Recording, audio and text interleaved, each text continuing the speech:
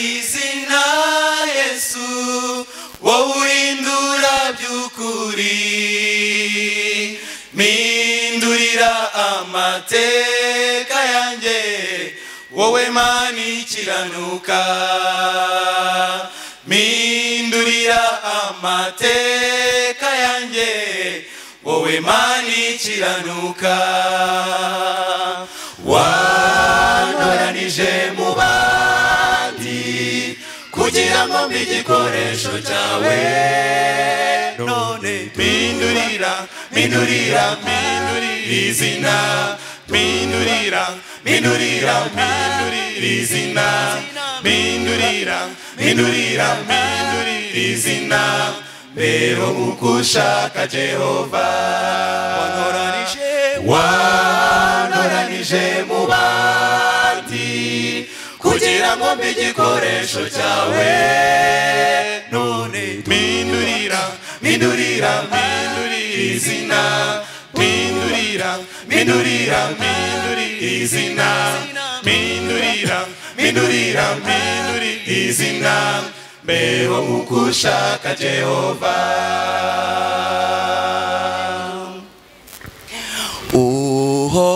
uhoraho mwami we muvugene Yesu wanje wowe wankunze nakwiriye maze mpindura ukuvugira wowe wankunze nakwiriye maze mpindura ukuvugira oya suko ndi mwiza Yesu n'ubuntu wangiriye umpindura kuba umucyo kuko wemeye ko mba igikoresho cyawe kugira nzakwamamaza hose uyu munsi mpindurira izina Yesu we mu rugendo ndimo hamwe nabo nabwiye bose tuzaririmba n'intsinzi kuri wa munsi mu rugendo ndimo hamwe nabo nabwiye bose tuzaririmba n'intsinzi kuri wa munsi mindurira izina Yesu wohindura byukuri mindurira amateka yanjye wowe mani kiranuka wanoranije mu bandi kugira ngo mbe igikoresho cyawe none mindurira izina mindurira izina mindurira izina meho mukushaka Jehova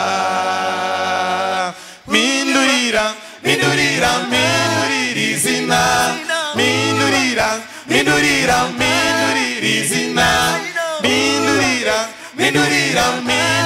izina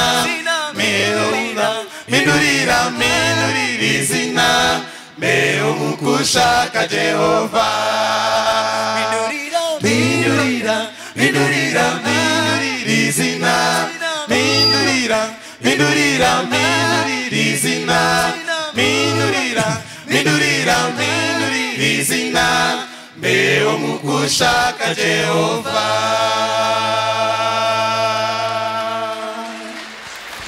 Amen.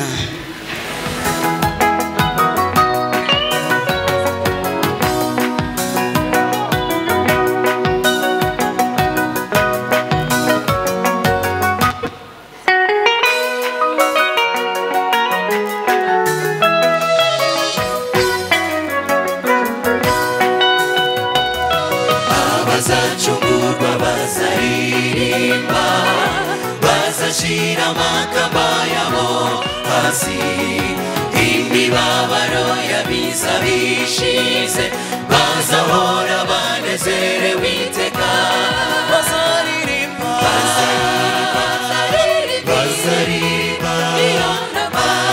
Ikarvari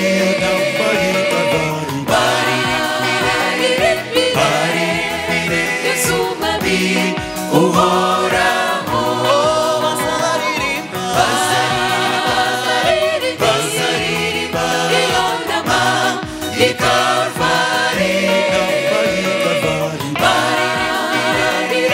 baririmbire Yesu mwami uhoraho indirimbo y'urukundo itangaje izabiririmba n'umunezero tuzabanayo n'umukiza wacu tuzahora tunezerewe iteka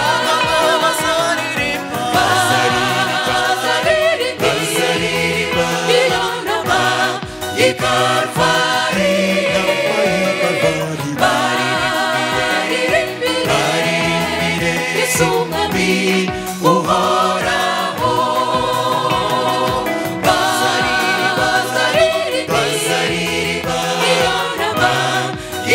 Ikarvari baririmbire Yesu mwami uhoraho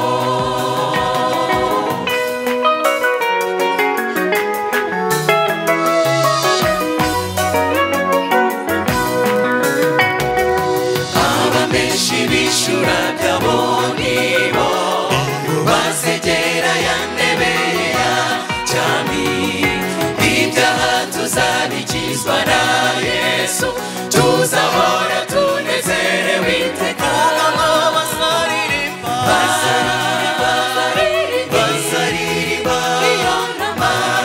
Ikarvari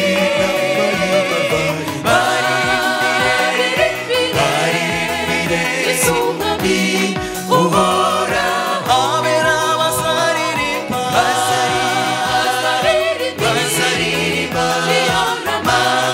Ikarvari baririmbire Yesu mwami uhoraho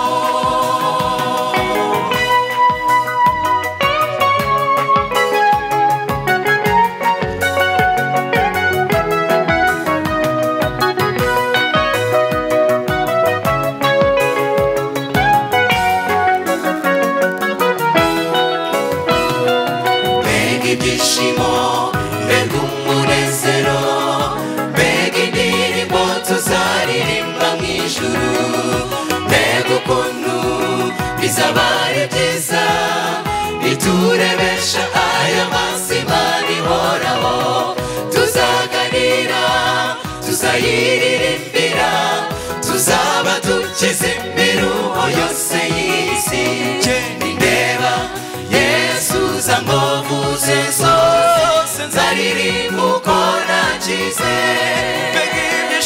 mbega ibyishimo mbega umunezero mbega indirimbo tuzaririmba mu ijuru mbega ukuntu bizaba ari byiza biturebesha aya mazima nihoraho tuzaganira tuzayiririmbira tuzaba dukize imiruho yose y'isi nindeba Yesu za ngovu ze zose nzaririmba uko nakize bazaririmba Ikarvari baririmbire Yesu mwami uhoraho bazaririmba Ikarvari twese tuvuge ngo tuzaririmba niba uzaba uriyo vuga ngo tuzaririmba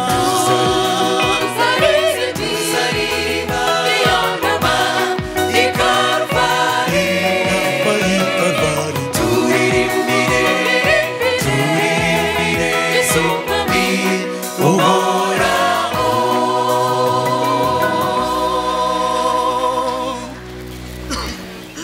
twibuke mu binyejana byo mu myaka yahashize habayeho itotezwa abana b'Imana baricwa bahatirwaga kuzimya umucyo ariko banga kuwuzimya. Izo ntwari zazize ukuri zishwe urw'agashinyaguro. Izo ntwari zazize ukuri zavuze Imana zishize amanga. Umagorwa n'akarengane bemeye kurinda ubusugire bwabo. Izo ntwari zazize ukuri zavuze Imana zishize amanga. Umagorwa n'akarengane bemeye kurinda ubusugire bwabo. Umuriro ugurumana bemeye kurinda ubusugire bwabo. Umasitade babaye inyamaswa bemeye kurinda ubusugire bwabo. Umagereza bakubitwa bemeye kurinda ubusugire bwabo. Ukuri gutsinze by'iteka ikinyoma gitsinzwe. Izo ntwari tuzabonana. Ukuri gutsinze by'iteka ikinyoma gitsinzwe. Izo ntwari tuzabonana. Tuzabona Yohana waciwe igihanga. Izo ntwari tuzabonana. Tuzabona Petero wabambwe acuramye. Izo ntwari tuzabonana. Tuzabona Sitefano watewe amabuye. Izo ntwari tuzabonana. Ukuri gutsinze by'iteka ikinyoma gitsinzwe. Izo ntwari tuzabonana. Ukuri gutsinze by'iteka ikinyoma gitsinzwe. Izo ntwari tuzabonana. Tuzabona Yohana waciwe igihanga. Izo ntwari tuzabonana. Tuzabona Stefano watewe amabuye. Izo ntwari tuzabonana. Tuzabona Petero wabambwe acuramye. Izo ntwari tuzabonana. Tuzabona Ingaresi wahambiriwe ku ntebe y'umuringa. Ubwo yaragiye gutwikwa mw'ijwi rituje ryoroheje araririmba agira ati ndagukunda mwami uzi ko ngukunda. Ndagukunda Yesu bihebuje rwose. Ndagukunda Yesu nawe urabizi. Imirimo yanjye izabyerekana.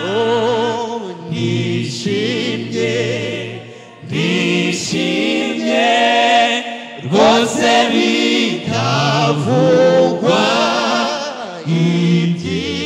Ibyishimo byanjye ntawabirondora. Ndareba ubutunzi buri mw'ijuru. Nzagabirwa nawe kuko ubuntu bwawe.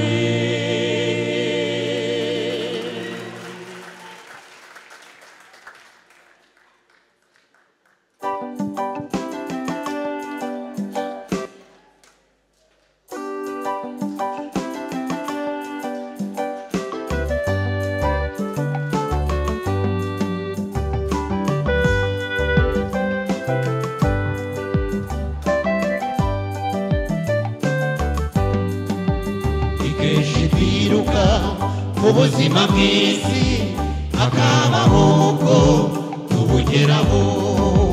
Nyamara n'ubwo kumufatisha ntabwo buramba ubuhoreho ubasha kuba uri muzima none ejo bundi ukaba utakiri muzima ubasha kuba ugenda neza ejo bundi ukaba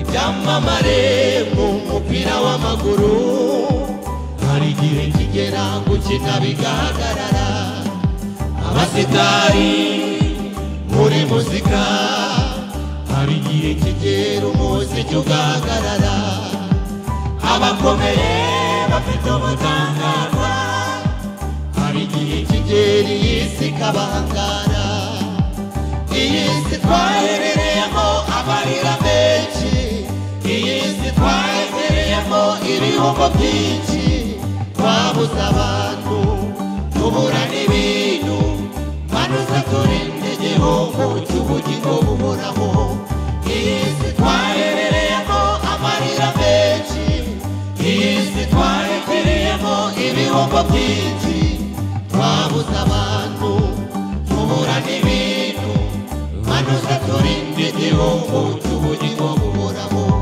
byatubabaza kandi bikadushavuza amarira twarize manuza yaduhojeje byatubabaza kandi bikadushavuza amarira twarize manuza yaduhojeje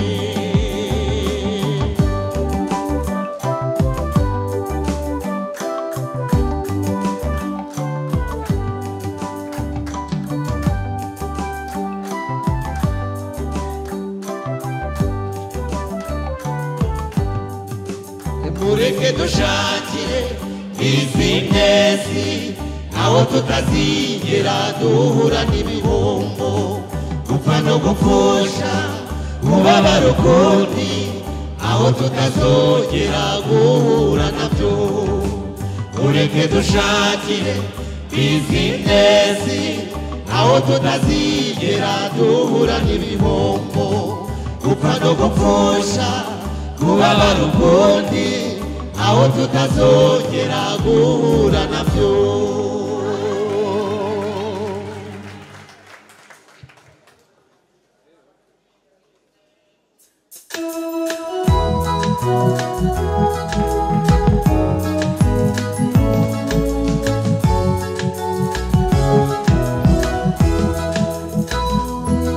uyu mugore w'inkozi y'ibibi bamufasha asambana bamufatiye mu kirorero arimo akora ibibi dore igihe yahereye noneho turamwiboneye ngaho mwami nawe gira icyo ubivugaho Yesu arebye mu mitima yabo asanga bose ari abapagani ubivuza ngo yakijijwe amabuye harimo abasambanaga nawe Yesu yandika hasi n'urutoki mu nyuguti nini zisomeka tutarakoze icyaha ngaho namutera ibuye Yesu arebye mu mitima yabo asanga bose ari abapagani ubivuza ko yakijijwe amabuye harimo abasambanaga nawe Yesu yandika hasi n'urutoki mu nyuguti nini zisomeka tutarakoze icyaha ngaho namutera ibuye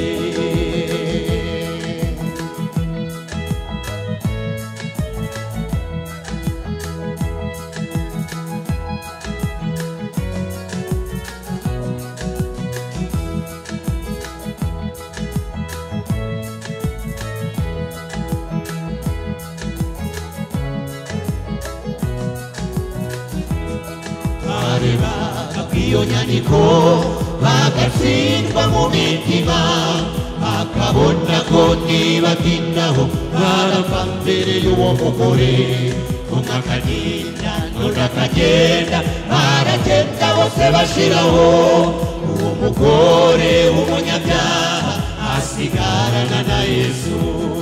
Yesu ati mugore abandi bagushinjaga barihe? Mariya yubuye amaso asangana n'umugihari.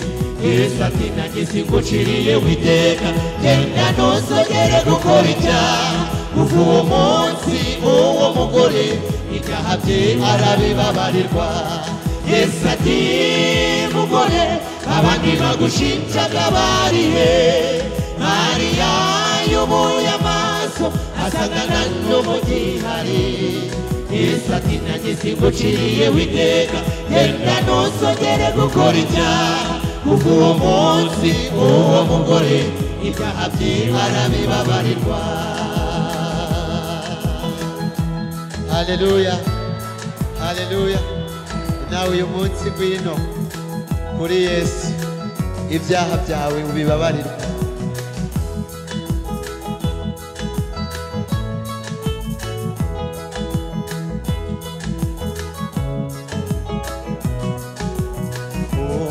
Nawe uyu munsi ngwino kuri Yesu, ibyaha byawe ubibabarirwa. N'umubyeyi ugira ibambe,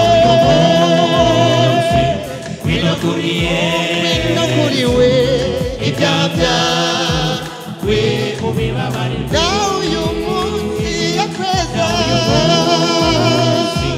Ngwino kuri Yesu, Ngwino, Yesu yakijije benshi. ngwino kuri Yesu, Ngwino kuri we, ibyaha byawe ubibabarirwa. n'umubyeyi agira ibambe. ngwino kuri Yesu, ibyaha byawe ubibabarirwe.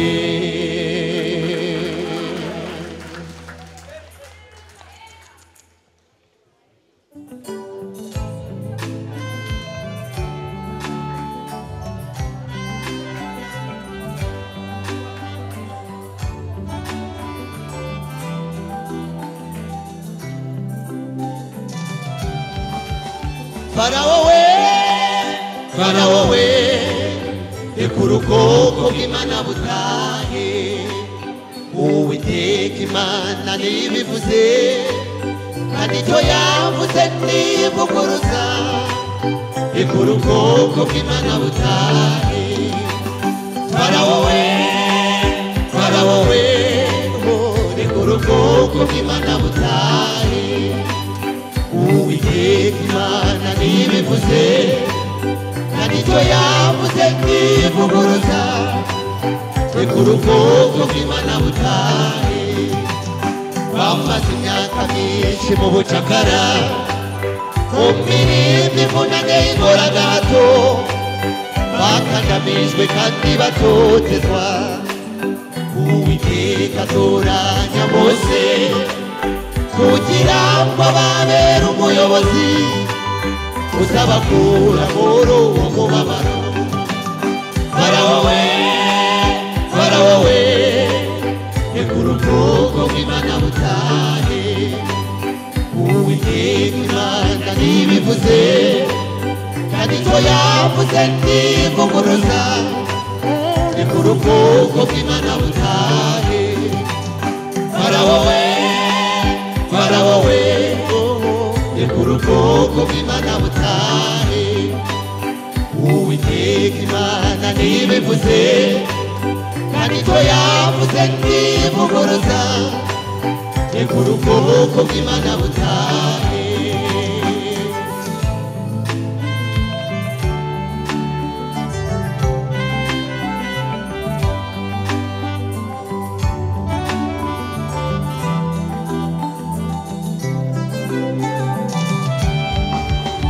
Arabakomeza kwinagira umutima, yanga kurekura Abisirayeli, ashaka ko bagumya kumufunikira.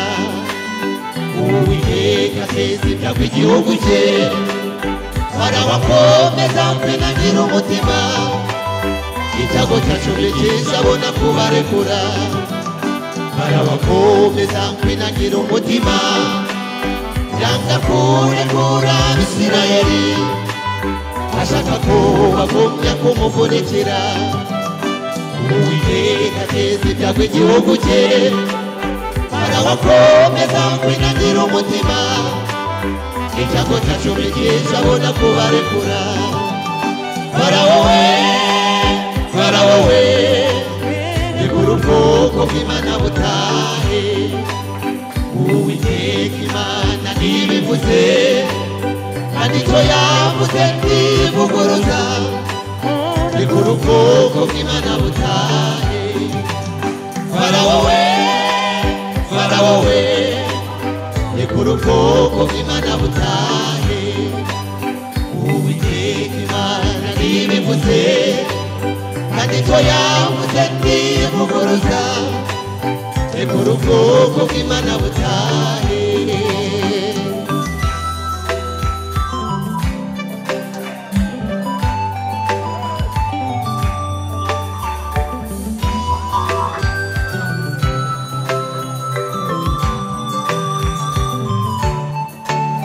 iyo nkuru yabaye nziza kuri ubwo bwoko bwabaga mu bucakara iyo nkuru yabaye nziza kuri ubwo bwoko bwabaga mu mubabaro Uwiteka abereka ko bari kumwe abamutsa n'inyanja itukura iyo nkuru yabaye nziza kuri ubwo bwoko bwabaga mu bucakara iyo nkuru yabaye nziza kuri ubwo bwoko bwabaga mu mubabaro Uwiteka abereka ko bari kumwe abamutsa n'inyanja itukura uko niko Uwiteka azacyura ubwoko bwe adukure ku ngoyi y'imibabaro n'imihangayiko tugirira mu isi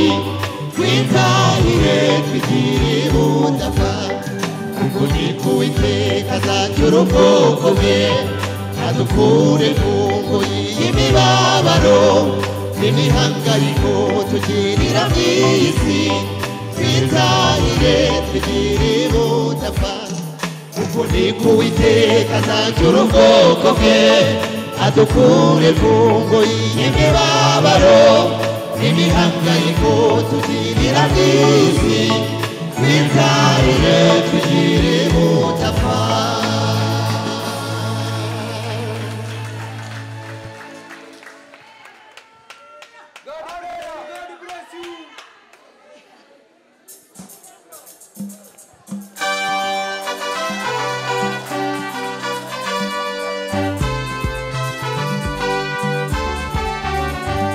twifuza kuririmbira mu isi gusa turifuza kuzaririmbira mu ijuru turi kumwe n'abamarayika badacumuye turirimba indirimbo z'abanesheje twifuza kuririmbira mu isi gusa turifuza kuzaririmbira mu ijuru turi kumwe n'abamarayika badacumuye turirimba indirimbo z'abanesheje umumano waduhaye Yesu nyinshi zitandukanye iyo kuririmba niyo tugushyize imbere turinda umwanzi sekibi watuvangira akaduteza umutima uwo yagize akaduteza ubwibone uko yagize turifuza kuzagusanganira ubwo zatuvuga kubicu ntitwifuza kuririmbira mu isi gusa turifuza kuzaririmbira mu ijuru turi kumwe n'abamarayika badacumuye turirimba indirimbo z'abanesheje ntitwifuza kuririmbira mu isi gusa turifuza kuzaririmbira mu ijuru turi kumwe n'abamarayika badacumuye turirimba indirimbo z'abanesheje.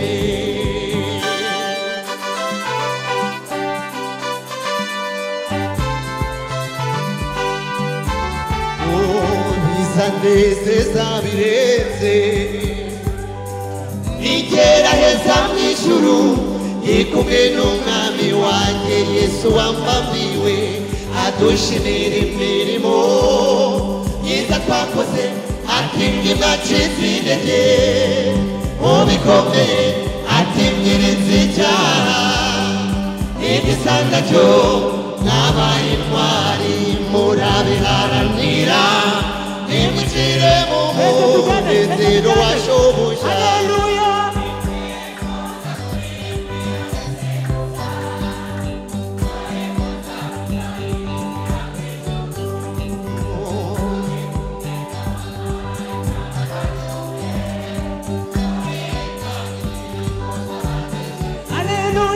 Turifuza kuririmbira mw'isi gusa, turifuza kuzaririmbira mw'ijuru, turi kumwe n'abamarayika batacumuye, turirimba indirimbo z'abanesheje.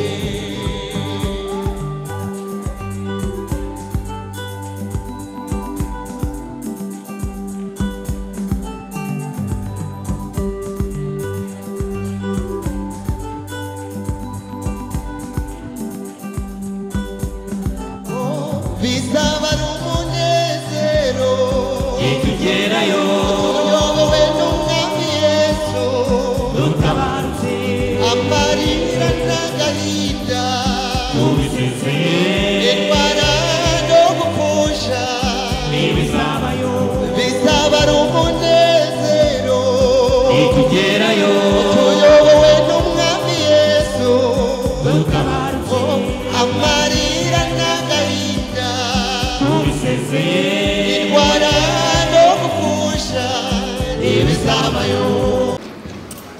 Haleluya. Reka nongere mbifurize umugoroba mwiza, Imana ibahe umugisha. Ukurikije ukuntu mwaje muri benshi, Imana ihabwa icyubahiro. Ndagira ngo kandi mbasabe muramukanye, mwifurizanye umunsi mwiza. Twiriwe mu ntambara zitandukanye, ariko mwenyurira uwo muri kumwe, umwifuriza umugoroba mwiza. Rwose Imana ibahe umugisha. Reka kandi twifurize umugoroba mwiza abo turi kumwe nabo barimo gukurikiranira ubu butumwa bwiza kuri YouTube. Namwe Imana ibahe umugisha kandi turabifuriza ibihe byiza. Nshimire cyane ishuri ry'abitegura kubatizwa twatangiranye, Imana ibahe umugisha aho muri. Nsabe n'undi urimo kumva Imana imuhamagara mu gihe nk'iki, Imana ishaka ko uva mu byo urimo ukaza ukayikorera, Imana ishaka yuko utera umugongo ubupagani ukaza mu gakiza, nawe Imana iraguhamagara. Mugerageze mwumvire ijwi ry'umutimanama n'ijwi ry'Imana rikorera mu mitima yanyu. Ndagira ngo rero nsabe muri uyu mwanya mbashimire cyane uko tubana, ariko by'umwihariko iteraniro rya mu gitondo, Imana ibahe umugisha. Ejo rero noneho ni ibirori, dufite n'iteraniro ry'abasore. Mugerageze abajene, urubyiruko muzabohereze tubane, cyane mu masaha baraza kubatangariza, ariko mu gitondo bwo dufite amateraniro kandi turimo kwiga ibintu bikomeye. Ndashimira barimo kuza benshi cyane, ariko ndabasaba ngo n'abajene benshi mwimenyereze gusenga mu gitondo. Imana ibahe umugisha.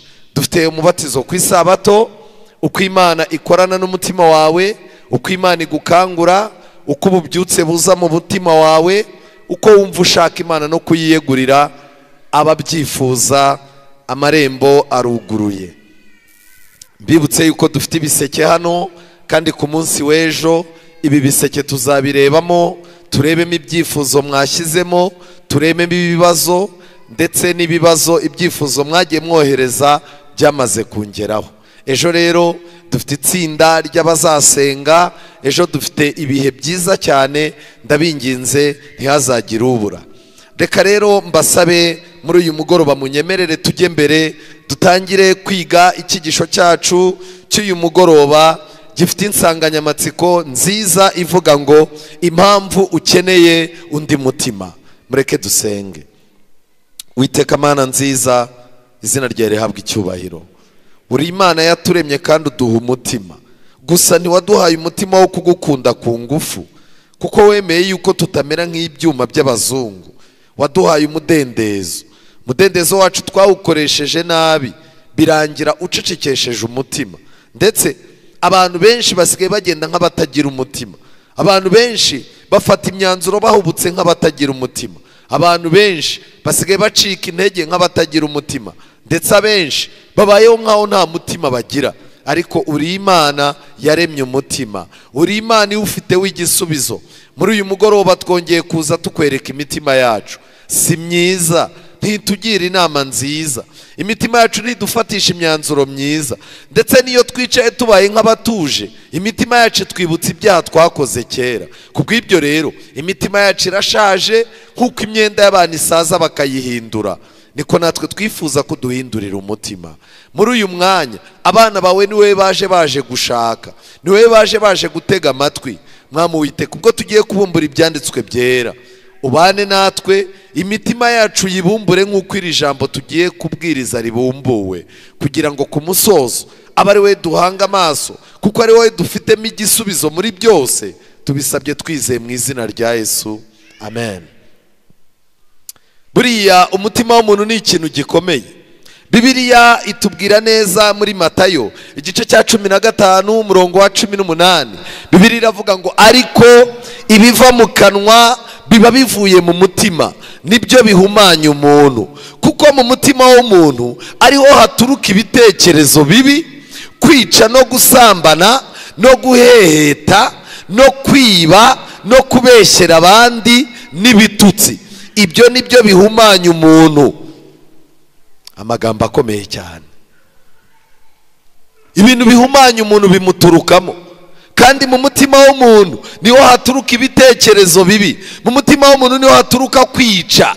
Mu mutima w'umuntu niho haturuka gusambana. Bivuze ngo iki? Hari abantu benshi babaye abasambanyi ariko batararyamana n'abagore cyangwa n'abagabo mu buriri, kuko banduye mu mutima. Icyakora babura ubushobozi bwo gushyira mu bikorwa ibyo bashaka. Hari abantu benshi biba ariko ntibafatwe na polisi, bagatinya kujya ku mugaragaro kwica ingufuri kubera ko polisi yababona, ariko ni abajura mu mutima. Hari abantu benshi babeshyera abandi ariko muri rusange ukabona ni abantu bashaka kwerekana ko bashinzwe kubarengera. Kandi aha mu mutima niho haturuka ibitutsi. Hari igihe ujya gutuka umuntu ngo igitutsi gisohoke mu kanwa, ariko ukibuka ko afite imbaraga, ukibuka ko ari umugabo wawe, ukibuka ko ari umugore wawe, ukibuka yuko ari bosi wawe ku kazi. Warangizaho kugira ngo umutuke ugahita uvuga ngo ukimyoza rwose.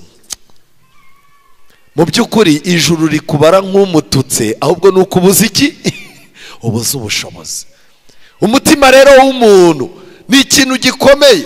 Umutima w'umuntu urusha ibintu byose gushukana. Bibiliya yavuze ko niyo umuntu arwaye umutima umwizeza ko atazakira. Nshuti zanjye, muri Mariko igice cya 4 umurongo wa 19, Bibiliya igaragaza ibintu bitatu binangira umutima bigatuma n'ijambo ry'Imana rigera mu mutima ntiribyara umusaruro. Wakwibaza ngo ni ukubera iki mpora niga simfate? Ni ukubera iki mpora ngambirira kuba umuntu w'Imana bikanga? Ni ukubera iki niha n'ingamba sinzishobore? Ikibazo cyawe ni umutima. Mariko igice cya 4 umurongo wa 19, maze amaganya y'iyi si n'ibihendo by'ubutunzi n'irari ryo kwifuza ibindi, iyo byinjiye mu mutima biniga iryo jambo ntirigire gute? Ntiryere. Satani ntazatubuza kujya mu nsengero. Satani ntazatubuza kugura ibitabo no kubisoma. Icyo azakora ni iki? Nabona twashatse Imana cyane, Satani azazana amaganya y'iyi si. Amaganya y'iyi si yuzuza umutima. ujye wumva Imana nta kintu ikumariye mu gihe itarimo kujya mu bigendanye n'amaganya yawe. Ubu abantu bafite amaganya yo mu rwego rwo hejuru, kubera ko amaganya yamaze kutwica amaso, ntitukibasha no kubona ibitangaza Imana idukorera. Umuntu arimo kubaka inzu, ahagaze imbere ya etaje igeretse, nta muntu w'iwabo wayubatse, nta muntu biganye wamurushaga ubwenge mu ishuri urayubatse, akayihagarara iruhande arimo kuvuga ngo ndimo ndarondarunda utwondo. Kubera iki? Amaso y'amaganya atubya iby'Imana irimo gukora. Amaganya atera umuntu kutabasha. Reka ngiye ikintu mbabwira. Igihe Mariya Yesu yari yazutse, Mariya yari ari ku gituro arimo kurira, arimo kuvuga ati nyamuneka mumbwire umwami wanjye aho mwamushyize. Ngo ariko kubera amarira Mariya ntabwo yabashaga kureba ngo amenye ko ari Yesu barimo kuvugana. Ngo yari yagize ngo Yesu ni umurinzi w'irimbi. Iyo amaganya yamaze kwica umuntu, hari n'igihe uganira n'Imana ukayibaza impamvu Imana yagutereranye utayiheruka, kandi Imana ariyo muri kumwe. Amaganya ni ikintu gikomeye. Ubu imitima yanyu iranduye. Amaganya atuma umuntu aba mubi, umuntu akabona abantu ntibamwitayeho. Amaganya atuma uhura n'umuntu uri mu bihe byo gushima Imana ukavuga ko arenzwe. Amaganya azamura ishyari. Mugenzi wawe yaba yateye imbere mwararuhanye ukumva ntibigushimishije, kuko amaganya akubwira ko agombaga kuba umuruta. Amaganya y'iyi si ni ikintu kibi cyane. Icya kabiri ni ibihendo by'ubutunzi. Abantu benshi baganya ari uko bataragira icyo babona. Iyo rero umaze kubona ubushobozi, Satani akwimura amaganya akayasiga uruhande rumwe, ahubwo akagukubitaho ikintu cyitwa ubuhenzi bw'ubutunzi. Amafaranga akagushuka yuko ari we muntu uzi ubwenge, akagushuka yuko ari wowe, amafaranga akagushuka ko ari wowe ugomba gufata umwanzuro, amafaranga akagushuka akakukwatsa ukagurumana. Satani ateresha umuntu intambwe, akadanangira umutima akoresheje irari. Irari ridanangira umutima kugeza ubwo ijambo ry'Imana ridashobora kwinjira namba. Nshuti zanjye, nagira mbabwire ngo ntugakangwe n'umuntu uko ameze. Muri Bibiliya hatubwira igitekerezo cy'uburyo Mose yagize igitekerezo cyo kohereza abatasi 12. Abo batasi bagombaga kujya i Kanani bakajya gutata. Ndetse hatanzwe itangazo, buri muryango wose barawubwiye ngo mutora beza kurusha abandi. Imiryango imwe yaragiye ireba abantu bazi kuvuga neza, imwe yaragiye ireba abantu bafite igihagararo gifatika, iyindi yaragiye ireba abantu basa neza bafite ubwenge busanzwe bwa kavukire. Indi yararebye ishaka abantu bazi gushishoza, abantu bazi gukatakata, bazi gushakisha ubuzima, abantu b'incakura, abantu bareba bitwa ko bareba kure mu by'umubiri. Ariko umuryango wa Yuda baricaye bishakamo umuntu. Ubwabo bafata ibimenyetso bakurikije ubutwari, bareba umuntu witwaga Kalebu, baramwitegereza, bamuhitamo ngo bari ujya kubahagararira. Kalebu ntabwo yavukaga mu muryango wa Yuda neza nyirizina. Kalebu yari umwe mu banyamahanga bagiye bakunda Imana, bifuza amasezerano yayo, ndetse baraza binjira mu muryango w'Imana. Kalebu yari afite ababyeyi bavanze, ariko yifuza kwinjira mu by'agakiza kubw'umutima wo gukunda Imana no kuyikunda no kuyigambirira, kuyiba iruhande. Akaba ari umuntu wabaga ari ahantu akabona ibintu birimo gupfa ntibimushimishe, agahora ashaka gutunganya inzira ze ngo zitunganire Imana, kandi yagiraga ubwuzu n'ishyaka by'Imana. Aragenda ajya guhagararira uwo muryango. Undi muryango nawo ureba undi muntu witwaga Yosuwa. Yari yaragiye aba umuntu w'intwari, yitoje kurwanirira Imana ari muto, yagiraga ishyaka ry'Imana no kudatinya umuntu uwo ari we wese, igihe cyose umutima namukoranye n'Imana. Icyo Yosuwa umutima wamubwiraga nicyo yakoraga. yari umuntu wanga icyaha n'igisa nacyo, yari umuntu wanga abanebwe kandi akanga abantu baca abandi intege. Uko bwije n'uko bukeye Yosuwa yari umuntu ushishoza agashakisha Imana. Igihe cyarageze bohereza abatasi 12. Abatasi 12 barahagurutse baragenda. Igitabo cyo kubara niho igitekerezo tugisanga. Ndagira ngo mbumvishe akamaro kadasanzwe k'ikintu cyitwa umutima. Kuki ukeneye undi mutima? Murongo igice cya 13, abatasi 12 bajya gutata i Kanani. Uwiteka abwira Mose ati, tuma abantu batata igihugu cy'i Kanani, icyo ma Abisiraheli, ukura umuntu wese mu muryango w'abasekuruza wose, umuntu wese ari muri abe umutware wabo. Mose abatuma ari mu butayu bwa Parani, uko Uwiteka yategetse abo yatumye bose bari abatware b'Abisiraheli.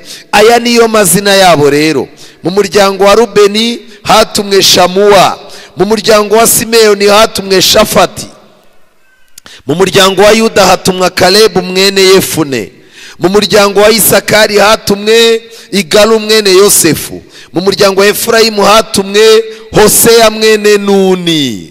Uyu Hoseya mwene Nuni ni nawe nde? Ni nawe Yosuwa.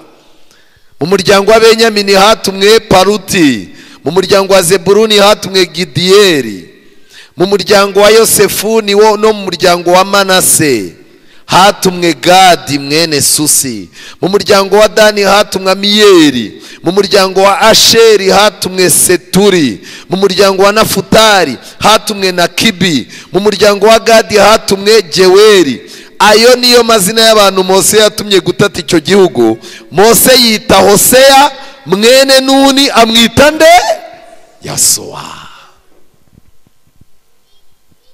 Hoseya mwene Nuni. Mose amaze kubona aba bantu, Kalebu yari araho, Yosuwa nawe yari ari mu bandi ariko yitwa Hoseya. Mose aramwitegereza, umwuka w'Imana amwereka ko Yosuwa atameze nk'abandi. Ndetse mu bantu bari boherejwe, Mose yitegereje Yosuwa, abona muri Yosuwa indangagaciro zidasanzwe. Arangije asanga Yosuwa akomotse mu muryango ugoye w'Abefurayimu. Ariko arangije aravuga ati, rero wowe ntuzongera kwitwira izina, wowe uzitwa nde? Yosuwa. Yosuwa byasobanuraga umukiza. Kangira ikintu mbabwira, gutangira urugendo biba byiza iyo uhinduriwe izina. Uku guhindurirwa izina kwatumye Yosuwa avuga, tumva nari nsanzwe ndi intwari, nari nsanzwe ndi umuntu usanzwe, ariko kubwira izina biragaragara yuko iri zina ngomba kugira imico ihuje naryo. Uko bwije nuko bukeye yahoraga asaba impinduka idasanzwe mu buzima bwe, kandi igihe cyaje kugera umukiza Yesu Kristo aha Yosuwa umutima umeze nk'uko ashaka. Igitangaje, abatasi barazamutse baratata, bamaze gutata bazamutse ari itsinda rimwe, bagaruka ari amatsinda abiri. Bari bamaze gucikamo ibice bibiri, bagarutse abatasi 10 bahuje umutima n'abatasi bandi babiri bahuje iki? Umutima.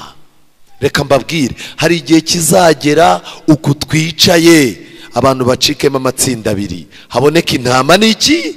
N'ihene. Hazaboneka abanyamwuka n'abanyamubiri, hazaboneka ab'iburyo n'ab'ibumoso, abamenye Yesu bakakira umutima mushya n'abafite umutima unangiye. Vuba bidatinze, uko ibihe bigenda byigira imbere, impinduka zidasanzwe zizaboneka. Nshuti zanjye, ndagira ngo twinjire mu gice cya 14 cyo kubara. Abantu bazanye raporo, abatasi bazanye raporo. Mu by'ukuri ntukajye ureba igihagararo cy'umuntu ngo urebe amagambo aryoshye umuntu agira, urebe amarangamutima n'igihagararo cye, cyangwa ukurikira amateka ya famiye akomokamo. Ntukajye ukangwa n'umuntu ngo akubwire ngo imyaka amaze, experience afite. Umuntu udafite undi mutima azahora akora ibyo Satani ashaka. Igihe bagarukaga batangaje inkuru z'incamugongo, abantu barababara cyane. Inkuru zaravugaga ziti rero igihugu twabonye cyari igihugu cyiza, imyaka ireze, ibintu byose ni byiza, ariko twahuye n'ikibazo. Twarebye abantu baho tubona tumeze nk'utuntu tw'amafuti, kandi nabo baturebaga bakabona tumeze nk'amafuti koko. Barangije baravuga bati rero twebwe abantu 10 dushyize muri logike yacu, dukurikije ibintu uko bigaragarira amaso, n'imitima yacu yatwemeje ko ari ahantu tutazagira gute, tutazajyayo ntitwarwana. Iyo Satani yakwegereye akaguprofita, akagusangana umutima utarimo imbaraga z'Imana, akwereka ko utazajya mu ijuru, akwereka ko iby'agakiza bidashoboka, akwereka ko icyaha urimo utazakivamo, anakwereka ko ukivuyemo utabaho, akwereka ko niujya mu bintu by'Imana ubuzima wubatse igihe kirekire buzasenyuka. Kubw'ibyo rero bijya bibaho yuko Satani aca intege umutima. Abatasi babiri baragerageje bacecekesha abantu, barababwira bati reka reka. Igice cya 14 umurongo wa mbere, iteraniro ryose ritera hejuru rirarira rirataka, abantu iryo joro ryose barara barira. Abisirayeli bose bitotombera Mose na Aroni. Hari habaye iki? Abatasi babiri babwiye abantu, barababwira bati mutuze, Imana yacu dukorera iri kumwe natwe. Ariko bari abantu tugiye kurwana nabo ntabwo Imana iri mu ruhande rwabo. Imitima yanyu yicika intege, Imana yarabisezeranye kandi zabikora. Ahubwo mujye mu murongo Imana idushakamo, bari abantu tuzabarya nk'uko umuntu arya umutsima. Ariko abatasi babiri ntago bumviwe, kuko buri gihe umutima wacitse intege, umutima Satani yinjiyemo. Niyo mu rusengero havugwa amagambo ahumuriza, niyo korari yaririmba indirimbo irimo ibyiringiro, umutima Satani yinjiyemo bica amazi. Nshuti zanjye, igice cya 14 umurongo wa 22, Bibiliya iravuga ngo kuko abo bantu bose babonye icyubahiro cyanjye, bakabona ubwiza bwanjye, bakabona ibimenyetso nakoreye muri Egiputa no mu butayu, barangiza bakangerageza ibi bihe uko ari 10, ntibanyumvire, ni ukuri ntibazabona igihugu narahiye basekuruza ko nzakibaha. Nta n'umwe wo muri abo bansuzuguye uzakibona, keretse umugaragu wanjye Kalebu, kuko yari afite undi mutima. Amen. Ubu ko twicaye hano twahagurutse muri Egiputa y'ibyaha byacu, bamwe batangiraga iby'agakiza barageragejwe. Hano hari abantu bahicaye ababyeyi babo banze, hari abantu bagiye mu byo gusenga birukanwa mu kazi, hari abagiye birukanwa mu ishuri kubera isabato, hari abantu muri mwebwe bagiye Satani agerageza cyane kubera ko mwafashe gahunda yo kubana n'Imana. Muva mu Egiputa mubabaye, mukomeza urugendo. Ariko nagira ngo mbabwire, umuntu udafite undi mutima azacika intege, icyaha kizamuca intege, narangiza ace n'abandi intege. Imana iravuga iti rero abantu babashije kumenya icyubahiro cyanjye, bakabona ubwiza bwanjye, amaso yabo akareba ibimenyetso nakoze, barangiza bakangerageza inshuro 10, barangiza bakagerekaho kutanyumvira, nta n'umwe muri buzagera i Kanani. Ni nako bimeze ku bigendanye n'ubugingo buhoraho. Umuntu ugize amahirwe akamenya Imana, akamenya icyubahiro cyayo, akabona ubwiza bw'Imana n'abantu ubwiza bw'Imana bwagiyeho, akabona ibimenyetso n'ibitangaza n'ibimenyetso Imana yamukoreye kuva avuka, ikamurinda, ikamwambutsa inyanja ngari, Imana yarangiza ikabana nawe mu buzima bumeze nk'ubutayu, ikabikugejeje ahantu hasobanutse, warangiza ugakomeza kugerageza Imana, bikarangira no kuyumvira binaniranye, ntushobora kuzagera i Kanani yo mu ijuru. Reka ngire ikintu mbabwira, dufite umubare munini w'abantu bagumye muri Egiputa ntibambuka, dufite abahagurutse muri Egiputa bazapfira mu butayu hagati, ariko Imana ishimwe dufite abantu bahagurutse bava mu Egiputa bazagera hehe? I Kanani. Ariko itegeko ni rimwe, ni ukugira undi mutima. Karebu rero yari afite undi mutima, agakurikira uko Imana imuyobora muri byose. Nzamujyana mu gihugu yagiyemo, urubyaro rwe ruzakigira gakondo, abamaleki n'abanyakanani batuye muri kiriya gikombe. Ejo muzazinduke, Abisirayeli barimo barabwirwa n'Imana, nta mikino irimo. Ejo muzazinduke musubire mu butayu mu nzira ijya ku nyanja itukura. Imana rero abakoresheje urugendo bagombaga kuyoborwa n'inkingi y'igicu n'iy'umwijiima, n'iy'umuriro. Yesu Kristo yari ari kumwe nabo mu rugendo, ariko barangije barivovota. Bamaze kwivovota, Imana irababara, itegeka ko bagiye kongera gusubira aho baturutse. Bagiye gusubira ku nyanja itukura, ntago bari bujye mu Egiputa, barasubira ku nyanja itukura. Noneho bajye bahora bazenguruka nk'uko batase igihugu iminsi 40. Imana yategetse ko bazazenguruka mu butayu imyaka 40, kugira ngo abantu badafite umutima nk'uko Imana ibishaka bagwe mu butayu bose. Nshuti zanjye, hari ibintu bibiri.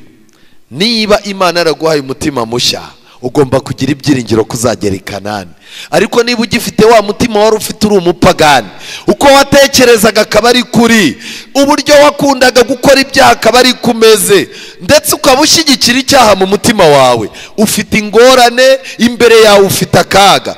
Nshuti zanjye, Imana yakomeje kubwira Abisirayeli ku murongo wa 29 igice cya 14, intumbi zanyu zizagwa muri ubu butayu, ababazwe mwese, abamaze imyaka 20 n'abayisagije mwese mwanyitotombeye. Ni ukuri ntimuzajya mu gihugu narahirishije kumanika ukuboko yuko nzabatuzamo, keretse Karebu mwene Yefune na Yosuwa mwene Nuni. Kubera icyo aba bantu babiri ari bo bavuzwe? Icya mbere, Yosuwa mwene Nuni yahinduriwe amateka, ahindurirwa izina. Karebu yahawe umutima mushya. Ngibyo ibyangombwa bibiri byo kuzajya mu ijuru. Ugomba guhindurirwa izina. Uwari igisambo ugahinduka umwana w'Imana, uwari indaya ugahinduka umwana w'Imana, uwari ikirara ugahinduka umwana w'Imana, uwari umurakare ugahinduka umurokore. Ibi bintu biramutse bitabaye, ijuru muzaryumva mu makuru y'ahandi. Nshuti zanjye, ndasaba Imana muri uyu mugoroba ngo idukorere iki kintu, duhindurirwe izina. Icyakora ijambo ry'Imana ribivuga neza. Tujyane muri Yohana igice cya mbere, Yohana igice cya mbere umurongo wa 12. Murabizi neza ko igihe Imana ihura na Aburahamu yitwaga Aburahamu, Imana iramubwira itumva rero, erega n'iri zina ryawe rirambangamira, kuko ntago rihura n'umugambi ngufiteho. Uyu munsi, guhera uyu munsi ntuzongera kwitwa Aburahamu, uzitwa nde? Aburahamu. Igihe Yakobo yabyiganaga na marayika, bakakirana ijoro ryose, mu gitondo marayika aravuze ati ndekura. Yakobo aramubwira ati sinshobora kukurekura, utamaye iki? Utamaye umugisha. Nagerageje gushaka umugisha w'ubwesikoro byaranze, ubu navumbuye ibanga rero sinkurekura. Marayika aramureba aramubaza ngo ubundi witwa nde? Yakobo aramubwira ngo nitwa nde? Nitwa Yakobo. Marayika aramubwira ati kuva uyu munsi, nkurikije ijoro twararanye no gukirana, uzitwa Isiraheli, bisobanura umuki? Umuneshi. Abantu benshi Imana yagiye bahindurira izina. Salomo avuka, izina bamwise, Imana yatanze irindi zina. Nshuti zanjye, Yohana igice cya mbere umurongo wa 12 haranditse ngo icyakora abamwemeye bose bakizera izina rye, yabahaye ubushobozi bwo kuba abana b'iki? Abana b'Imana. Ukwiye kwishimira kuri umwana w'Imana, ukwiye kunezererwa kuri umwana w'Imana, ukwiye kumva ukeneye guhindurirwa izina. Hari igihe ujyana muri kampani, warangiza ukababwira uti nje gushaka umuntu witwa kanaka, ukavuga izina ryo ku rusengero, abantu bakakubwira bati uwo muntu naba hano, ukababwira uti ariko umuntu ujya kuba muremure, ujya kuba igikara, umuntu ujya kuba mugufi w'inzobe utuje cyane bamwita ndetse ati twebwe iwacu ku rusengero amazina ye yitwa Mwubahamana. Barangiza batariko urumva umuntu arimo kuvuga atari Biryo Uwiziritse. Bwira Biryo Uwiziritse ko hari umuntu ugira gute umushaka. Naho Biryo Uwiziritse ni izina ry'iki? Ni izina ry'akazi, kuko ni igisambo gikomeye cyane muri kampani. Wajya kubona ukabona Biryo Uwiziritse araje yakugera imbere ugahita umbwira uti se Mwubahamana ni wowe basigaye bita Biryo Uwiziritse? Atayo ni amazina y'ako kazi, kandi ndabiyemye ntimukanyita ibyo bizina. Aba yaramaze kuryemera kuko ni izina rihuje n'imico. Ndagira ngo nkubaze, wowe ku kazi bakwita nde? Abaturanyi bakwita nde?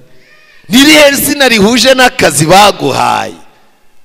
Ese iryo zina ubona barakubeshyeye cyangwa izina baguhaye niryo?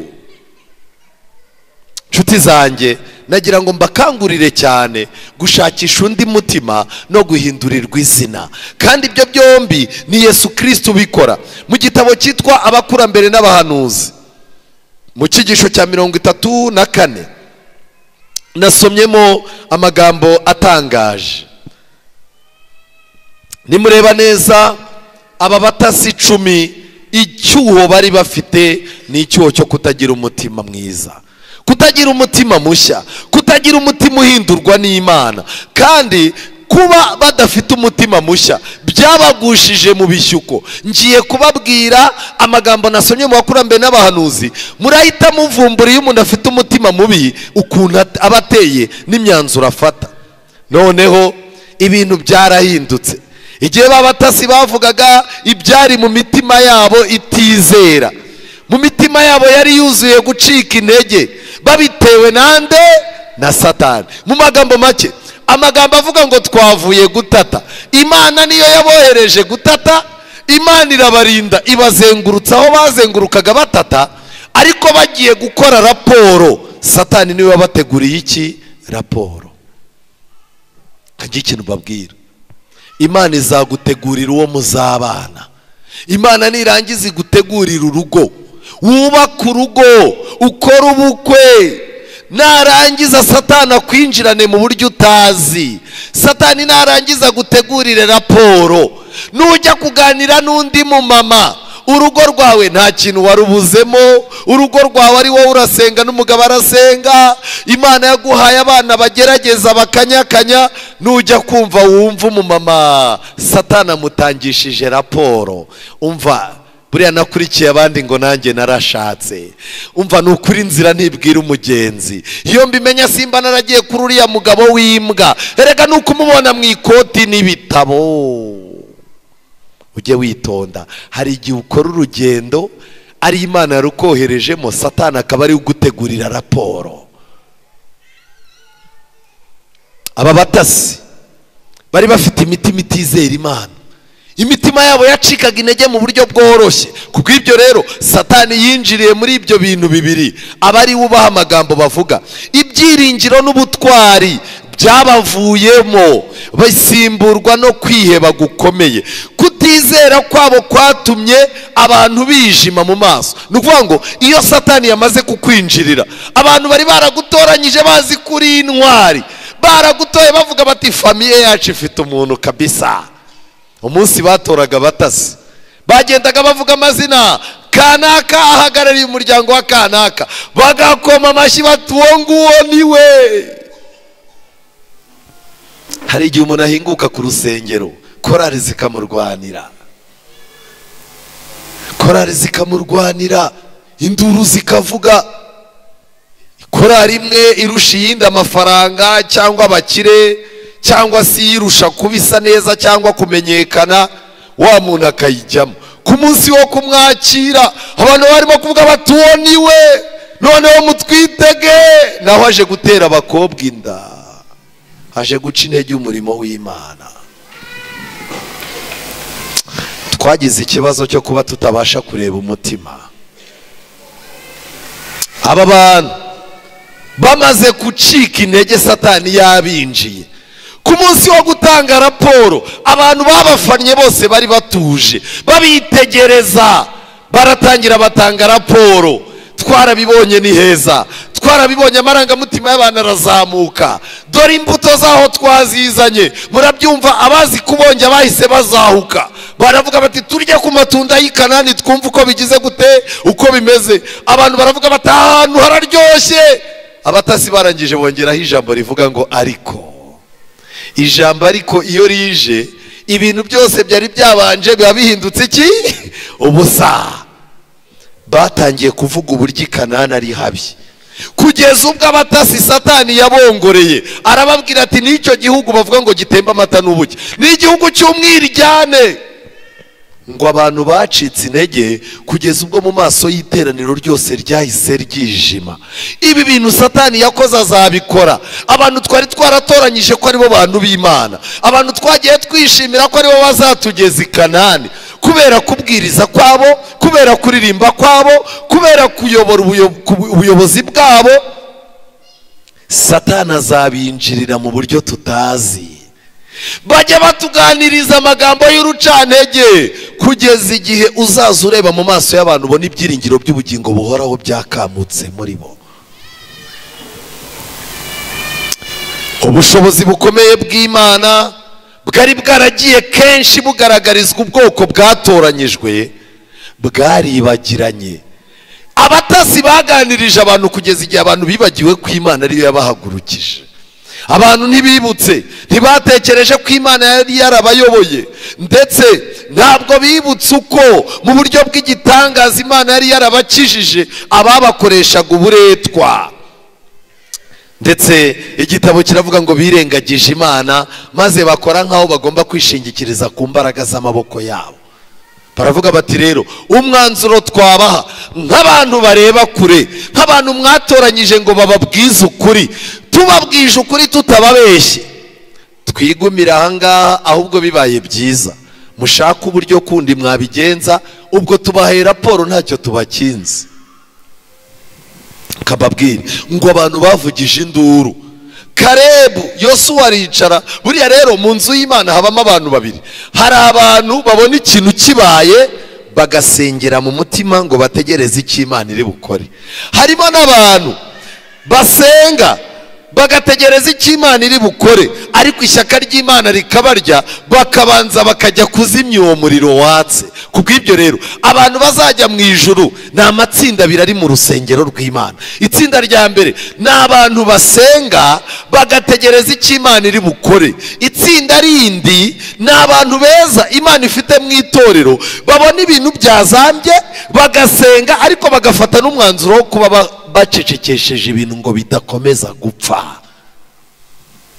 Ntabwo abantu rero bateye kimwe.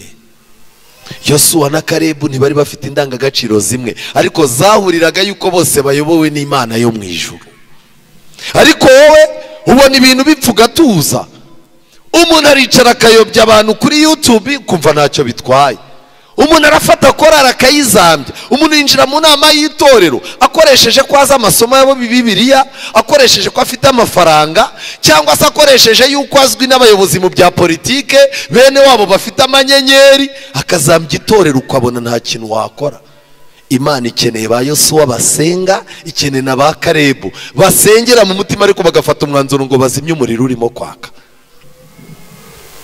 Nshuti zanjye, aba banyagwa b'abatasi babi mu kutizera kwabo bumvise ubushobozi bw'Imana bufite aho bugarukira. Baravuze batumva, nibyo koko Imana yatandukanyije inyanja itukura, ariko iriya dosiye y'i Kanani yo ntabwo Imana yabikora. Erega mujye mumenya ko Imana nayo ifite ibyo ishoboye n'ibyo itagize gute idashoboye. Icya kabiri, igihugu cy'i Kanani Imana yari yararatiye Abisirayeli ko ari cyiza, abatasi baragisuzuguye. Baratangira bati ubwo rero muba muravuga ngo ni igihugu gitemba amata n'ubuki, ntago mubizi, muri injiji mwebwe. Twe twifitiye amakuru gupinga igihugu cy'isezerano. Ikindi, bapfobeje ubuyobozi, bashinja abayobozi babo kuba barabeshya abantu, kandi bakaba aribo bateza ibyago. Abatasi babi bateranyije abizera n'abayobozi, kandi abo bagabo bamaze gufata icyerekezo kibi barinangiye, bahagurukira kurwanya Kalebu na Yosuwa na Mose n'Imana. Intambwe yose bateraga yatumaga barushaho kwinangira. Babanje batanga raporo, batanze raporo, imitima nama yabo nayibibutse ko batanze raporo ipfuye, ariko baravuga bati abantu batagira ngo turimbwa. Satani arababwira ati mukomereza aho mwidanangire. Baridanangira kugeza ubwo Yosuwa na Kalebu bamaze guha abantu ubutumwa, nabwo barakomeje barwanya Mose, Yosuwa na Kalebu. Uyu ni umutima werekana umuntu urimo gukontororwa na Satani. Ukora icyaha ukabimenya, umutima nama ukakikubwira, Satani akakubwira ati nuramuka wemeye gucisha make uraba ubaye injiji, komeza winangire. Umuntu akinangira, uko Imana irushaho kwereka ibimenyetso umutima ngo wihane, niko Satani nawe azana ibintu byo kuwudanangira. Bakomeje kuba babi, ndetse ntabwo byagarukiye aho ngaho, kuko Satani ari we wari ubayoboye, kandi abantu basaga n'abatagitekereza. Batutse Mose na Aroni, bibagirwa ko Imana yumva amagambo yabo mabi, kandi ko marayika w'Imana ari kumwe nabo akingirijwe n'inkingi y'igicu, areba uburyo bisihinga cyane kubw'umujinya.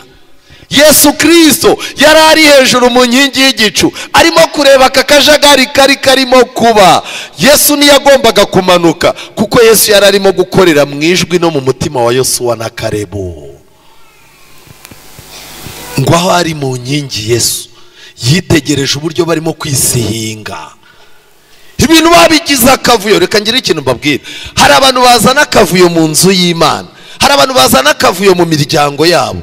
Yesu akabitegereza uko bisihinga, akibaza atari uyu muntu azi ko ndiho kandi ngororera umuntu ibyo ashaka.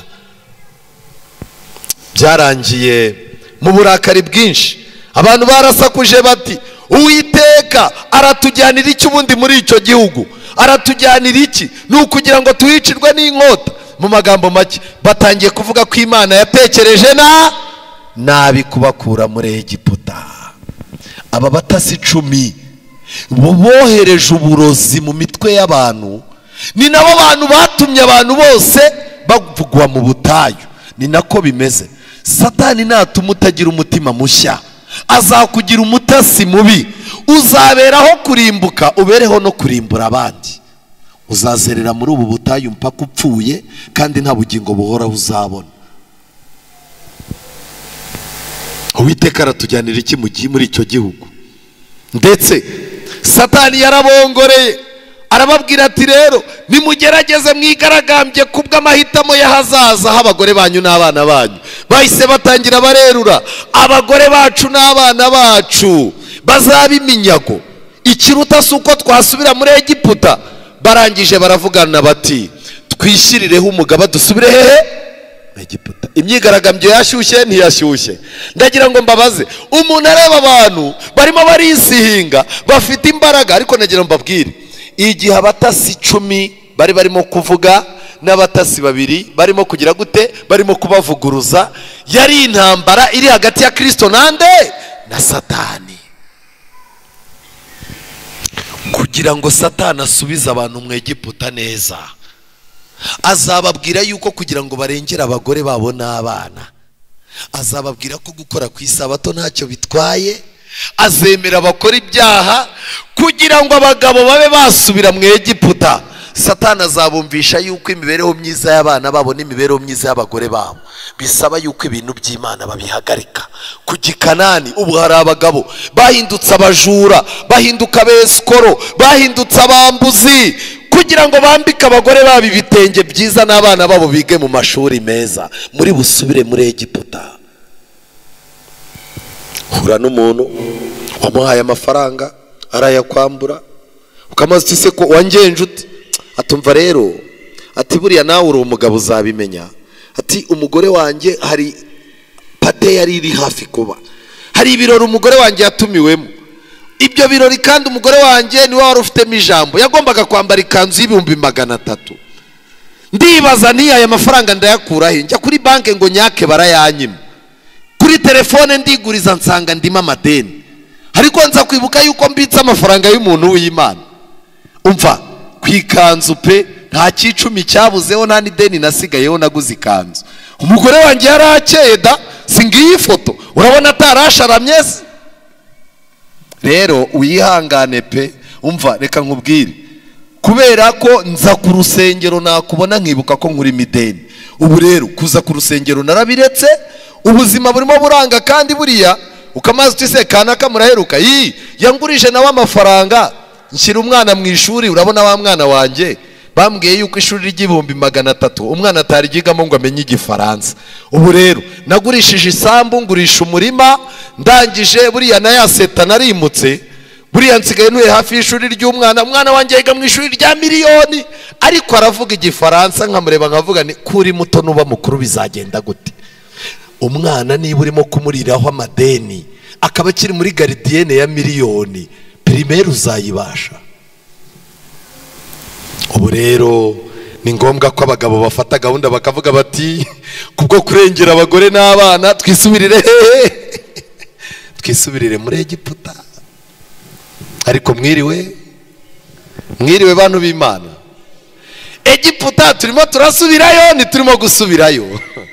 Imana yarababaye uwo munsi, ntibashinje Mose gusa kuba yarabashutse abasezeranira igihugu batashoboraga kwigarurira, ahubwo ibyo babishinjaga n'Imana ubwayo. Bageze naho bagambirira kwishyiriraho umugaba wo kubayobora bagasubira mu gihugu, bagize gute? Bagiremo umubabaro kandi bagakoreshwa uburetwa. Aho bari barakuwe n'ukuboko gukomeye kwishobora byose, bapanze gusubirayo. Hari ahantu Satana kugeza akakwibutsa ko uheruka kubaho neza ukiri indaya, ukiri umujura, ukiri umusinzi. Satana akakwereka uburyo utaraza mu bintu by'Imana wari umerewe neza, kugeza igihe Satana akubwira ati ariko ubu nta muntu wagufasha ngo usubire mu Egiputa. Ubu twicaye hano, uramutse ushaka gusubira mu bapfumu, hano hari umukecuru wakuyobora, hano hari umugore wagufasha. Iteraniro rirangiye ugahita utanga itangazo uti hari umuntu wamfasha akamenyera umupfumu utuye hano hafi. Ubu hano hari umugore uhicaye uhaheruka, yahita akubwira ati arahari, mu gitondo uze undebe, tukibyuka mukugezeho, erega nubura ubwenge Imana izagera gute? Ubu hano hari umuntu ushobora kubaza uti ko maze iminsi agatima karehareha nshaka kwisubirira ku nzoga, ariko nkaba ndi umuririmbyi, ndi umuyobozi, abantu bakaba banzi, nta kabari najyamo ngo nzinyweremo, nta muntu uraho wamfasha kumenya ahantu nanywera inzoga nihishe. Yabura hano hari abagaba, hano hari umuntu ushobora kugisha inama akakubwira ukuntu waba indaya kandi ukaba umukirisitu. Mu gihe cyose twerekeza kugenda, Satana azaza twereka abakandida batubera abagaba, byakorohera kudusubiza mu Egiputa. Imana yari irimo kwitegereza babatasi batizera, bakomeje gusakuza barwanya Mose, Yosuwa na Kalebu, batera hejuru ngo Kalebu na Yosuwa baterwa amabuye. Iyo nteko y'abantu bari bataye ubwenge, batoraguye amabuye yo kwicisha abo bagabo babiri b'indahemuka. Baje biruka basakuza nk'abasazi, maze ako kanya amabuye bari bafite abahubuka mu ntoki, agwa hasi. Abantu bahinda umushyitsi bafite ubwoba. Ni igiki cyari kibaye? Imana yari ihitambitse, muvuge ngo amena. Imana yari ihitambitse kugira ngo iburizemo uwo mugambi wabo w'ubwicanyi. Ikuzo ry'Imana risa n'umuriro ugurumana ryahise rimurika ku buturo bwera, bamenya ko Imana hari kigiye kuvuga. Abatasi bazanye inkuru mbi y'incamugongo, bikubise hasi, baradagadwa, maze baragenda bajya mu mahema yabo. Imitima yabo yabibukije ko Imana nta mikino igira. Imitima yabo yabibukije yuko banze kuyumvira, none bagiye guhura n'akaga. Ndetse Imana yafatiye umwanzuro icyo kibazo. Igihe abantu bigomekaga, barasakuje bati iyaba twaraguye muri ubu butayu. Mu gihe bari barimo gusakuza, Yesu Kristo yari ari mu nkingi y'igicu abumva. data wa twese yari ari mu buturo bwera arimo kubumva. Icyabaye ni iki? Ijuru ryabifashe nk'isengesho. Noneho iri sengesho ryagombaga gusubizwa. Imana yahise ibabwira ngo ndahiye guhoraho kwanjye yuko ntazabura kubagirira ibyo mwavugiye mu matwi yanjye, intumbi zanyu zizagwa muri ubu butayu. Kuko babigenje gute? Babwiye Imana, reka mbyike ikintu babwira. Babwiye Imana barayibwira bati Imana, twebweho kugira ngo tujye muri icyo gihugu abantu bavuga, nubwo utatwemerera gusubira mu Egiputa, afazari twipfira ahangaha intumbi zacu zigwe muri ubu butayu. Uwo munsi babivuze ngo Imana yari yabegereye ivuga ngo uyu munsi ubwoko bwanjye icyo bunsaba ndagira gute? Ndagitanga. Hari igihe Imana iduha ibihe byiza ikaramuka yavuze ngo abana banjye uyu munsi ndabatega amatwi numve gusaba kwabo. Uwo munsi warangiza umudamu akaba aricaye, umugabo yamuzunguje, abana bamuzunguje, ijuru riramanutse ngo rize uribwire ngo Mana cinzira mbona aho guhagarara kuko ubuzima bwanze. Warangiza ukumva umumama aratangiye, umva Mana rwose iyaba Imana yazaga igakuraho umwanda nkapfa kuko n'ubundi napfuye mpagaze. Umuntu yisabiye urupfu, Imana yarije kumuha iki? Ubugingo. Imana ikaza ibizi yuko ufite umwana wakunaniye. Imana ikavuga iti uriya mubyeyi kwa muganga batangiye gupima amasukari byanze, uyu mubyeyi reka mwegere numva agahinda ke, iyi kintu kiri mu muhinguke mu kanwa nicyo ndamuha. Umubyeyi agahamagara umwana we, aho kugira ngo abwire umwana we ati mwana wanjye shaka Imana iguhindurira umutima imibereho yawe ihinduke, ahubwo umubyeyi agatangira agafata umwana akamutunga urutoki. Mwese niko mwambereye, umuryango wanyu mwese muri nkaso, aranyahagije ariko nawe azabwahagirana. Tumura agapfuko mwapfuye uku nguku ndakuvumye ndi nyoko. Ijuru rikayoberwa icyo rikora. Reka njye ikintu mbabwira, muri no minsi Imana iratwegereye, mwirinde guhubuka. Mwirinde guhubuka.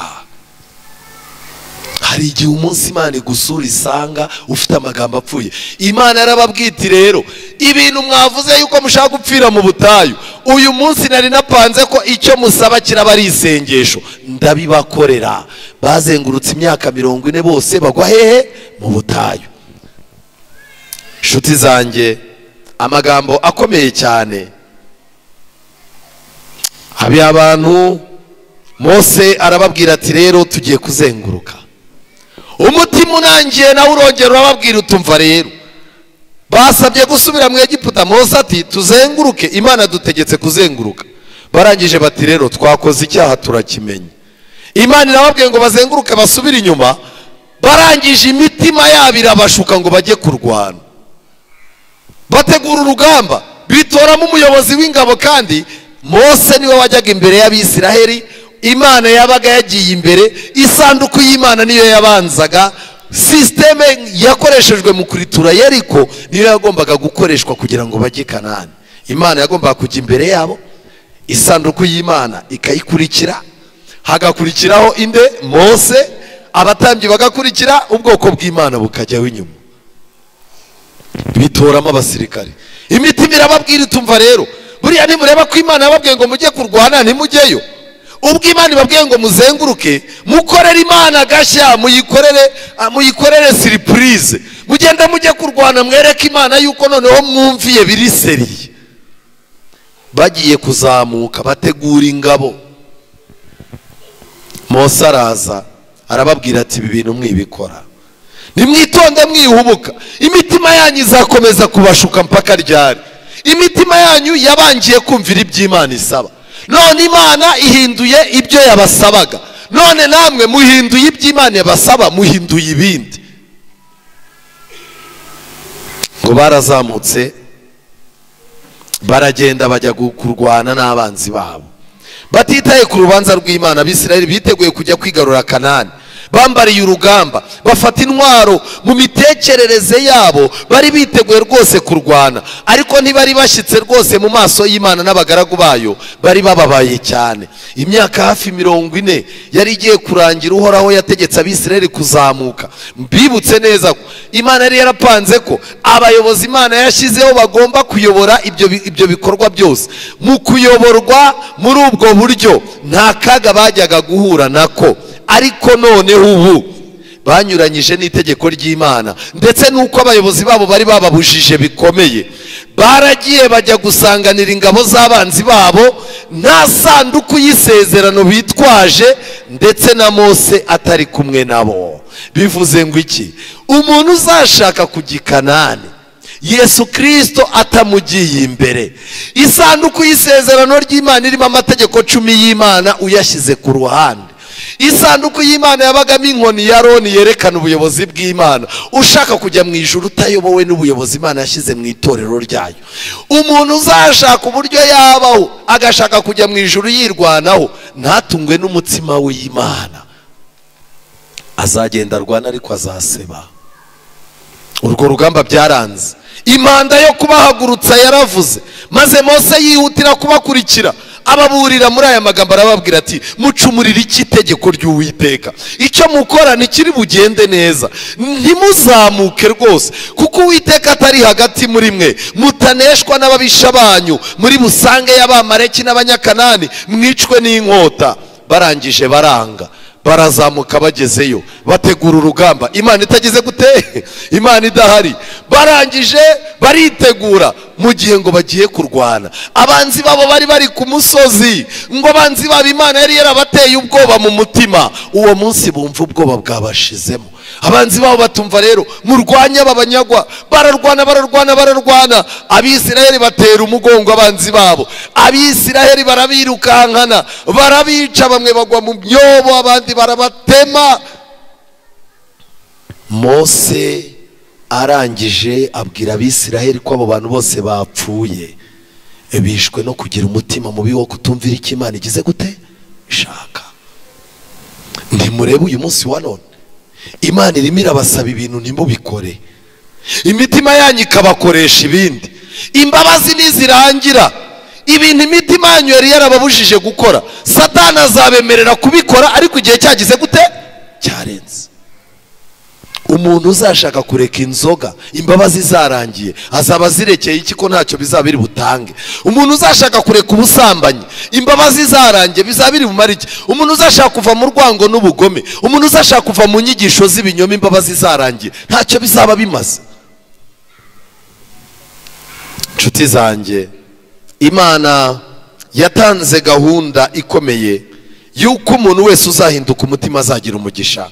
Twihuta, Yeremiya 23:16, uku niko Uwiteka Nyiringabo avuga ati, ntimukumvira amagambo abahanuzi babahanurira, babigisha ibitagira umumaro, bavuga ibyo beretswe bihimbwe n'imitima yabo, bitavuye mu kanwa k'Uwiteka. Mutega amatwi impamvu Satani arimo gutuma abahanuzi b'ibinyoma baba benshi. Umurongo wa 17, bahora babwira bansuzugura bati, Uwiteka yavuze ngo muzagira amahoro.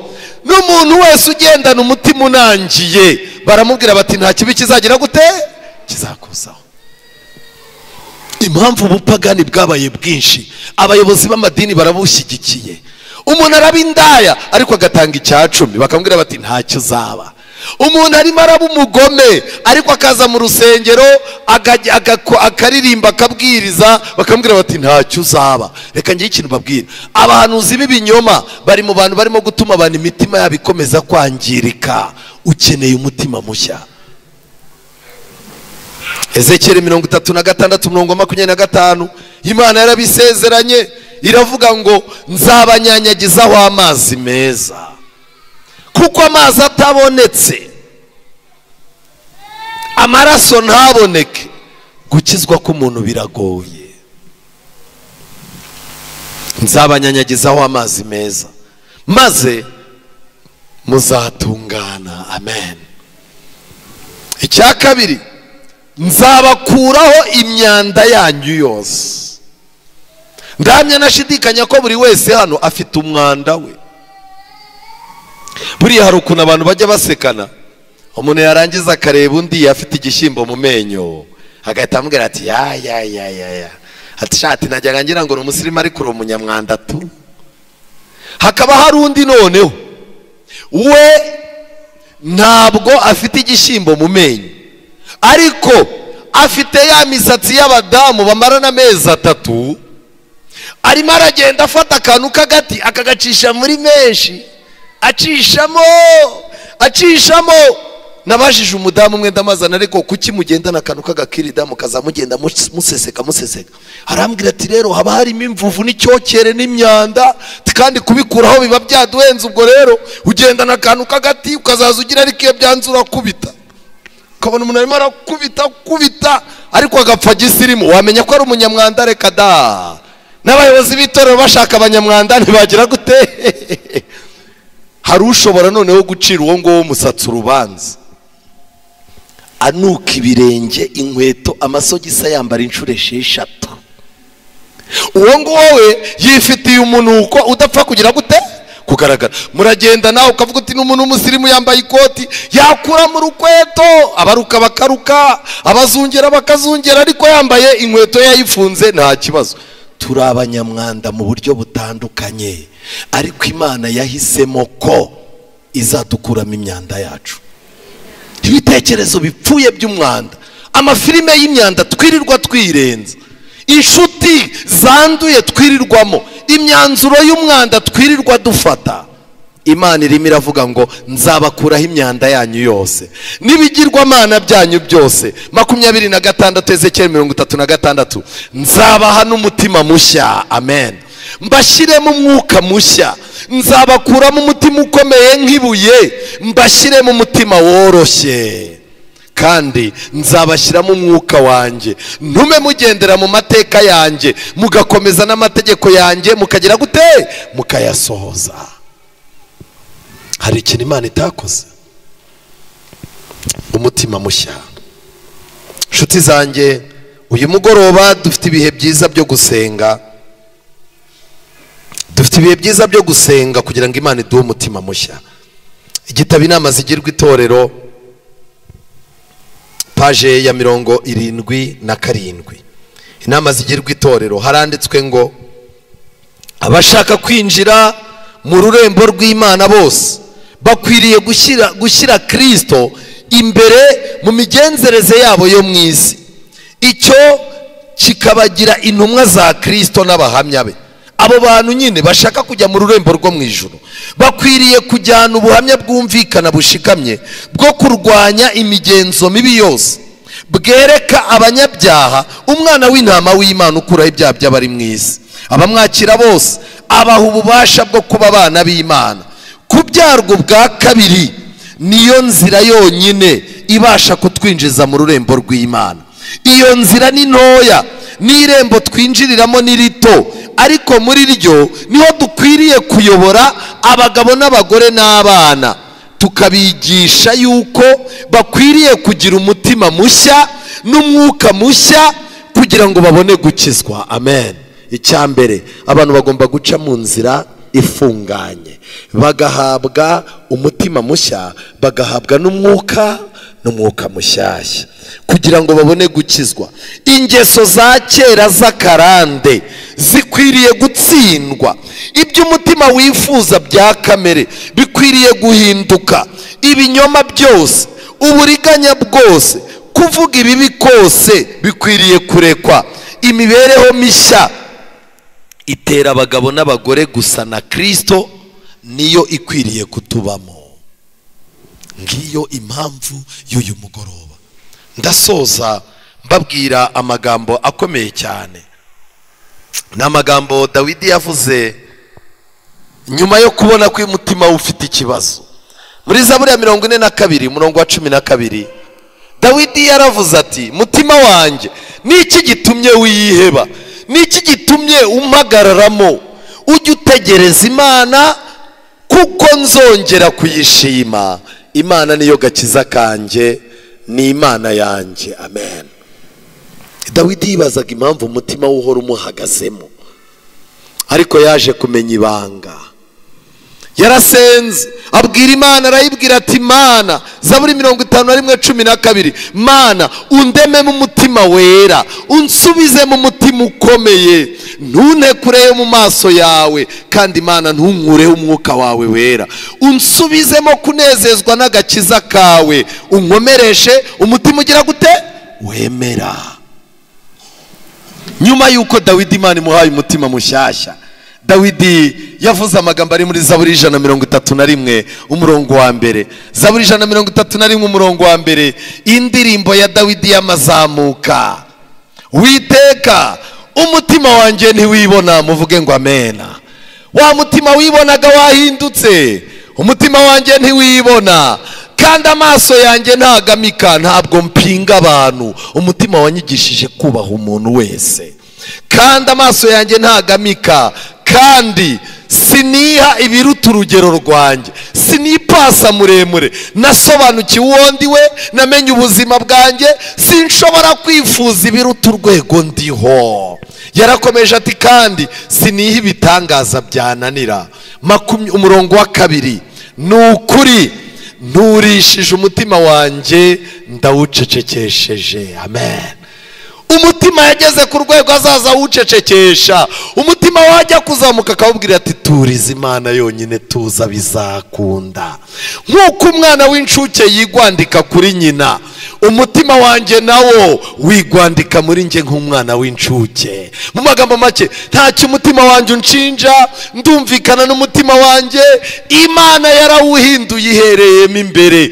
Abantu bazakomeza kubona Dawidi nk'indaya, bazakomeza kubona Dawidi nk'umwicanyi, bazakomeza kubona Dawidi nk'umuntu wananiye Imana, ariko mu mutima wa Dawidi Imana yanditse w'isezerano ngo ndabizi ko wahindutse.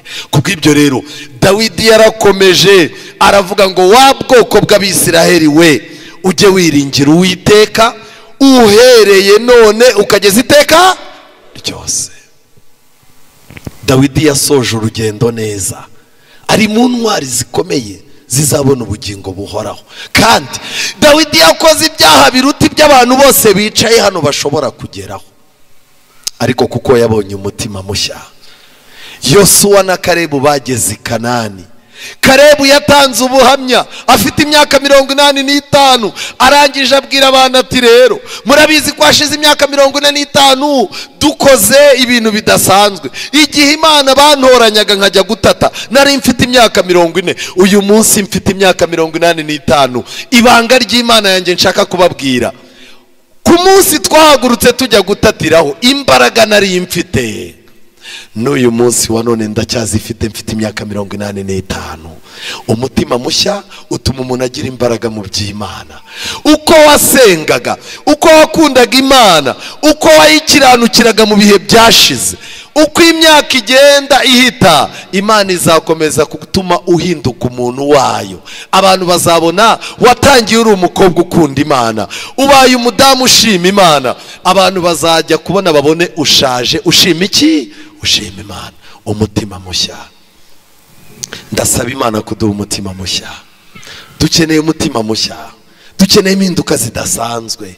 Mushyitsi wadusuye, ukeneye kwiyegurira Imana, ukeneye guhindurirwa ubuzima n'amateka, ukeneye guhindurirwa umutima, ugahindurirwa n'izina. Nzabanyanyagizaho amazi, nzabakuramo imyanda yanyu yose. Iri sezerano riri imbere yacu, buri muntu wese urishaka yiteguye kuryakira. Turasoje muri uyu mugoroba. Ndasaba umuntu wese uri hano watsinzwe n'ijambo ry'Imana, wifuza umutima mushya, utifuza kuzakomeza kuzenguruka muri ubu butayu ngo azahagwe, wifuza ibyiringiro by'ubugingo buhoraho, tera intambwe ze dusenge niba uhari. Mushyitsi uraha, Imana niba yakoze ku mutima wawe ngo inuyiyegurire. Mwene data, wowe wasubiye inyuma, wowe waguye, wowe Satani yangije, ukaba ufite umutima uhagaze, umutima wawe ukaba utagitera amaraso ngo agere mu bice byose by'umubiri wo kwizera, ngwino dusaba Imana umutima mushya. Tera intambwe ze niba uhari. Ese hari uhari ushaka umutima mushya? Uyu munsi Imana iri hano ngo iduhe umutima mushya. Tera intambwe niba uhari. Wewe wifuza umutima mushya, wowe wifuza kwiyegurira Imana, wowe ushaka ibihe bidasanzwe, wowe ushaka umwuka mushya, wowe ushaka amasezerano mashyashya, Yesu araguhamagara uyu munsi. Tera intambwe, Yesu aragushaka. Yesu uratambuka muri uyu mugoroba? Niba utambuka, fata umwanzuro hakiri kare.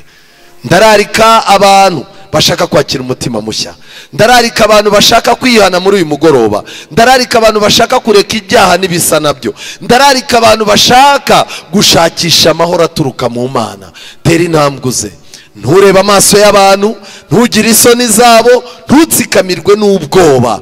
Ngwino wiyegurire Imana, ngwino wiyegurire Imana. Ijambo ry'Imana riratangaje. Iyo abana bato bumvise ikintu, ijuru ritera kashe ko abantu bakuru bafite ubwenge bacyumvise kurutaho. Tera intambwe niba hari, dusenge. Ngwino, ngwino, Imana iguhe umugisha. Icyubahiro gishyire hasi, ubwiyemezi bushyire hasi, icyo uri cyo gishyire hasi. Bwira Imana ko ushaka amahoro muri uyu mugoroba. Imana yadusuye, irimo iratega amatwi, irimo irareba kwifuza k'umutima wa buri wese. Guhora wiga Imana, wigishwa Imana, uwumva mu mutima wawe hari kutsindwa ariko ugatinya amaso y'abantu, ukwiye kubireka. Uyu mugoroba Yesu arashaka umuntu ahobera, arashaka umuntu ahindurira amateka. Nshuti zanjye, ni kuki wakwemera gutaha uko waje? Ubuzima bwawe buri mu kaga, ahazaza hawe hari mu kaga. Jugunya umwanda w'icyaha, uzi Imana igufashe. Ndakurarika mu mbaraga z'Imana, ngwino. Ndakurarika mu ijwi ry'ijambo ry'Imana rivuzwe, ngwino. Ndakwinginze ntiwemerere umutima kugushuka. Umutima wawe ushobora kugushuka muri iri teraniro, ukumva yuko kwiyegurira Imana uzabikora ikindi gihe, ariko nagira mbabwire, umutima wawe ushobora kuzakwibutsa kwiyegurira Imana imbabazi zarangiye. Bizaba bimaze iki? Iyo Imana igushaka, ufatirana n'ubushake bwayo, ukabuhuza n'ubushake bwawe. Imana iguhe umugisha mushiki wanjye. Tera intambwe, ijuru riragushaka. Wikomeza kumva ibyo umubiri ugushuka. Tera intambwe. Uyu munsi Imana ifite ibintu bidasanzwe ishaka gukora. Mu ndirimbo yacu twatangiriyeho, igihe cyiza cyo gusenga, tugiye kuyiririmba duhagaze. Mu gihe turimo kuyiririmba kandi abantu bashaka kwiyegurira Imana barakomeza kuza kugira ngo twiyegurire Imana.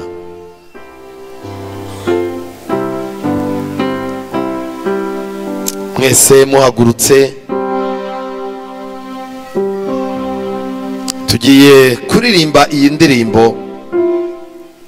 Ushaka umutima mushya aratera intambwe awakire. Ushaka uyu mugoroba gushyira iherezo ku minsi y'ubujiji aratambuka ashyireho iherezo.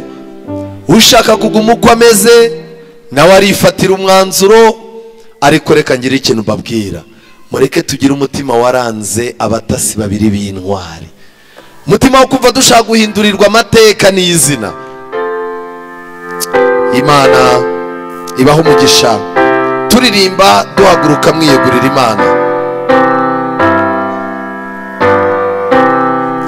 Gihe cyiza cyo gusenga kinarura mu magarara, ngo niririmba cyane, ririmba usenga, wigiraho datari, umuganyire ibikugoye byose. Byose mu bihe by'umubabaro nabonye ibimumuriza, nzindubuka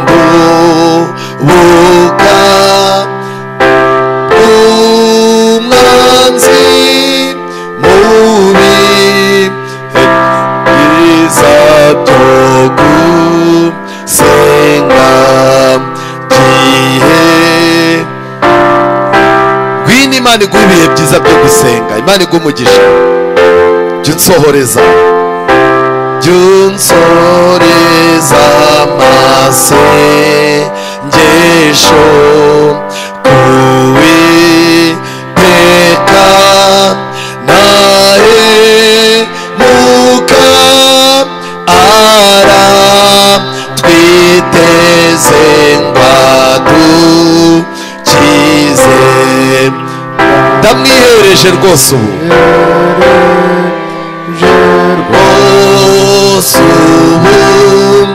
yuko kwera mama gaye niringire baba zize noge zibihe byo gusenga gihe cyiza cyo gusaba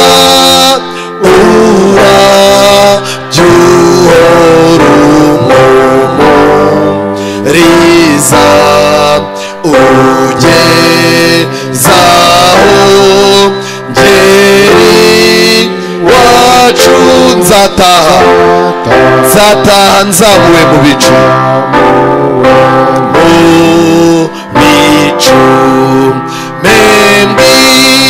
membiriye mbobya bera nibyo biza rambiteka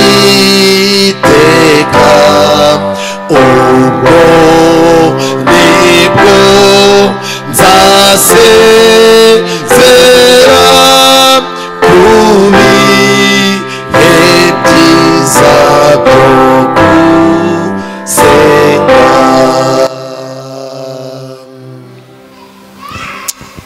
mureke dusenge. dukomeje kugushima Uwiteka mwami Imana yacu, tugushimiye ineza yawe n'urukundo rwawe bikomeje kubana natwe, izina rye ryiza nirihabwe icyubahiro. Uwiteka mwami Imana yacu, wohereje umukozi wawe kuri uyu musozi kugira ngo data mwiza aza tugezeho ijambo ryawe. Nukuri turatsinzwe kuko tubonye yuko icyaha cyatwizingiyeho cyaduteye umwanda, ariko uri umutunzi w'imbabazi, wanga icyaha ugakunda umunyabyaha. Utwezeho inenge y'igisa n'ikibi cyose, maze Uwiteka utugira abana bawe. Mwami Imana ishobora byose, nkweretse aba bana barimo kwitanga. Uwiteka ubahe kwihanira kureka, kugira ngo imitima yabo ntihindurwa nawe, bakakubera ubwoko data mwiza, uzabacure mu bwami bwawe. Ndakwinginze ngo muri iki gihe cy'ibyumweru 2 waduhaye Uwiteka, nukuri turagusaba tukwinginga ngo wereze umwuka wawe wera muri iri torero, maze mwami Imana uduhe kumwakira mu mitima yacu, maze nitubona umusaruro ukwiriye abihanye tuzashima izina ryawe. Utugirire neza, umukozi wawe ukomeze kumwongera imbaraga. Umuryango yasize urindira ubugingo, urindira umutekano, kugira ngo ubwo azasubira mu rugo nasanga ari bazima tuzashima izina ryawe. Ubwo tugiye gutandukana, uduhe gutandukana ku mubiri ariko ku mutima uduhurize hamwe. Mu gitondo niwongera kuduhuriza mu nzu yawe turashima izina ryawe. Uducire inzira ubwo tugiye gutaha, buri mwe wese umugeze kwicumba amahoro, tubisabye twizeye mu izina rya Yesu umucunguzi wacu, amen.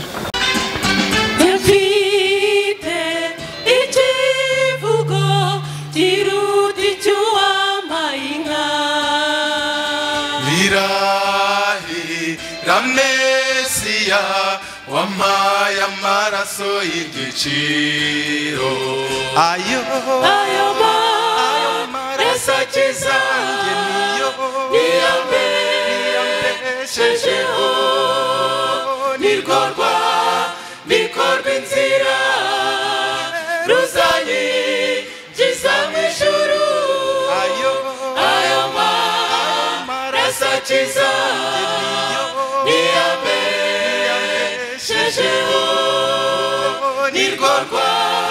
nikorwa inzira ruzanyigiza mu ijuru.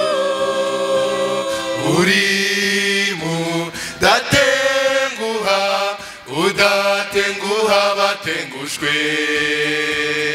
Uri mutabazi,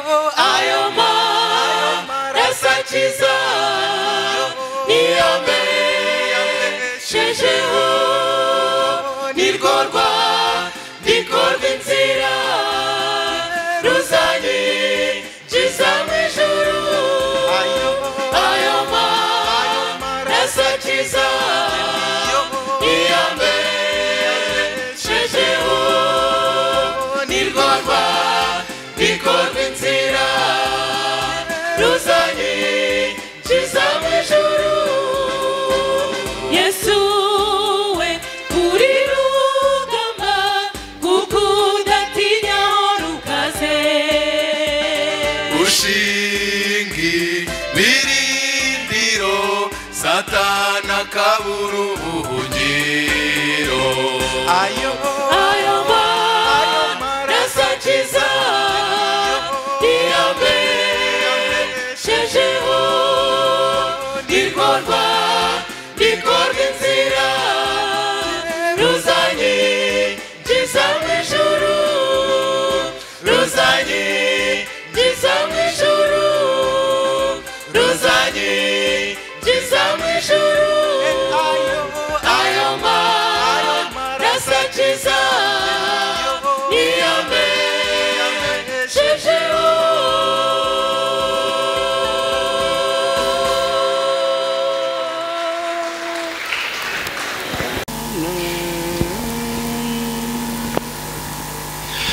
turi mu rugendo rujya iwacu tugeze bugufi ku cyambu dusabwa kuguma muri Yesu wenzira ukuri n'ubugingo ihangane komera